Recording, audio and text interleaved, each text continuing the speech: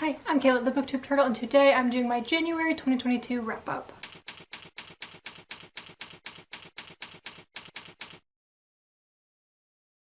So if you want to know all the things I read and did last year, I have a playlist for all of the wrap-ups I did in 2021, which I will link in the description and the cards if you want to check that out.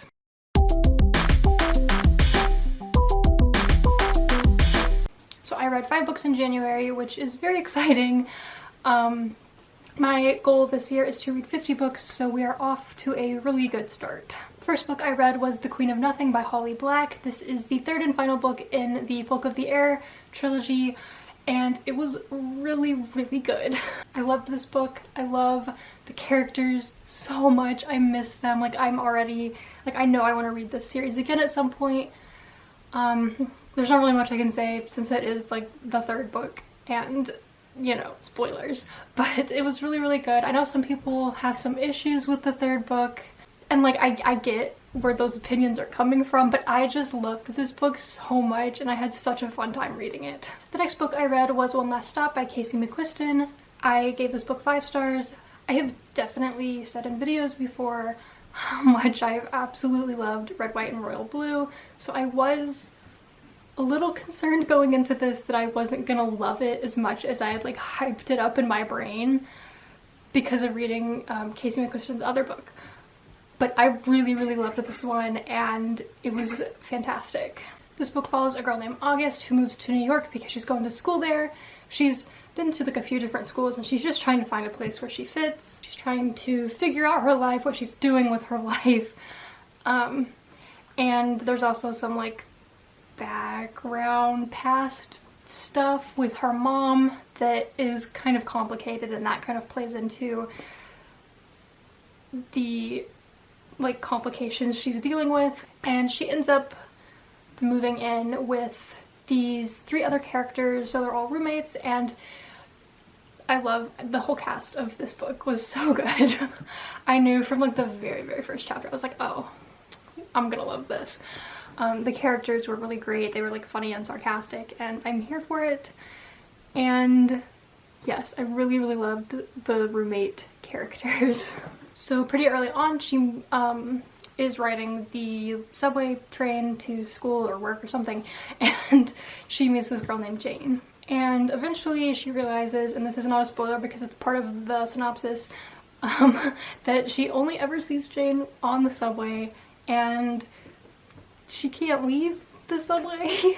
That specific train, she's always there. And they eventually figure out that she is from the 70s and somehow got transported to present day, except she can't go anywhere except this subway car. So they're trying to figure out what happened, how to get Jane back to her correct time, if they should just send her back to the correct time. And meanwhile, the 2 of them are falling in love, and it's really cute and fluffy, but also has a lot of heavier moments and things that characters are dealing with.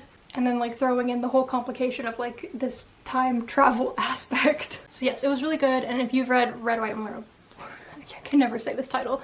If you've read Red, White, and Royal Blue, I very, very highly recommend reading this one as well. The next book I read this month was The Invisible Life of Addie LaRue by V.E. Schwab. And I gave this 5 stars, and oh my god, this book was everything. We've only had January so far, but I already know that this book is going to be on my top 10 at the end of the year. It was that amazing. I don't even know how to express how great it was. It was deep, and it was beautiful, and it was painful. I had so many feelings. Just a brief thing, it's about a girl who basically made a deal with the devil 300 years ago, and it's kind of back and forth between the past and present day, and because she's immortal, but the catch is that nobody remembers her, so she could see somebody and have a whole conversation with them or whatever, and as soon as she's out of sight, she's completely wiped from their mind. So that was not the best description. I am going to make one of my little 5-minute review videos for this book, which will have more details. So once that is posted, I will link that in the description. Next book I read was Fangirl by Rainbow Rowell. I gave this book 4 stars. It was actually a reread for me because I needed something just like light and fluffy after Addie LaRue just like destroyed me. This book follows Kath, who is starting college with her twin sister, except her sister wants to kind of branch out, make new friends, not be attached to the hip anymore. And Kath has like a lot of anxiety and a lot of stuff she's dealing with throughout this process of like becoming independent. And she's also like obsessed with books and fan fiction and stuff like that, which plays into the story. The final book that I read this month was One Dark Throne by Kendar Blake, and I gave this book 4.5 stars. This is the sequel to Three Dark Crowns.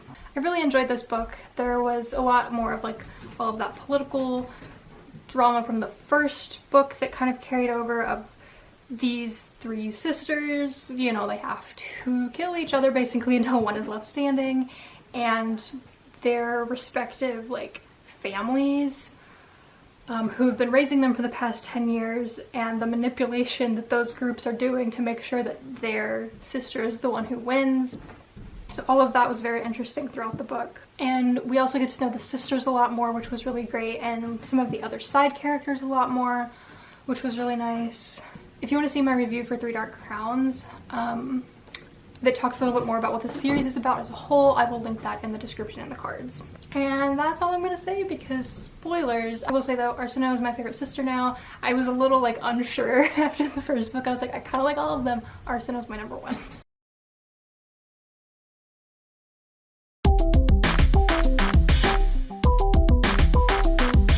So as far as writing updates, after November, which was NaNoWriMo for my 3rd book, and the release of my 2nd book, I was like, I need a break. I deserve a break. I'm taking a break. So I didn't really do any writing in December. And then the plan was to get back into it at the start of January. That did not happen. I did not start writing again until like mid-January, but it's fine. I really did need that break. And now I'm finally like ready to go. I have like all this motivation again, and like the creativity is there, and I'm just like, let's do it. So I wrote about 10,000 words in the second half of January, and I'm about 60,000 words through the draft. I'm expecting it to be about 85 to 90,000. So the goal is to finish this draft at the end of February / like early March. But I'm really enjoying the story again. I really missed Emma and Jesse during that break, and I'm excited to be back with them, and I'm really excited to eventually be done with this draft so I can start draft 2 and start like fixing all the things that I already know need to be fixed. So yeah, that was my January. Let me know what books you read this month and any other goals you accomplished or things you want to talk about. If you enjoyed this video, be sure to like, comment, and subscribe.